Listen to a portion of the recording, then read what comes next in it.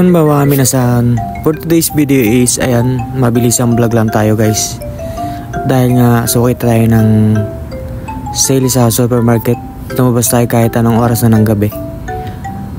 Time check is 8:30 PM na dito sa Japan. Then naisipan ko lumabas para abangan yung nagsisale na mga foods na dito sa Japan guys. Last 2 minutes then bago magsara yung supermarket, binababaan nila yung presyo.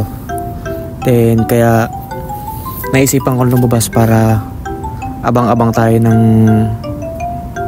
mababang presyo ng mga karne, manok, saka mga gulay. Ayan yung mga pinamili ko. Bumili tayo ng saging, ng isda, manok. Pero hindi ganong kababa yung presyo guys. Konting-kunti lang. Ayan, meron tayong gulay. Then bumili rin ako ng lettuce. Then ayan, pagkatapos kong mamili ng konti, umuwi na ako. Then dumaan muna ako sa Lawson. At kung napanood mo itong video ito, paki-comment guys kung taga saan ka. Then isa-shoutout kita sa susunod kong vlog. Then kung hindi ka pa naman nakasubscribe sa akin channel, don't forget to like, share, and subscribe.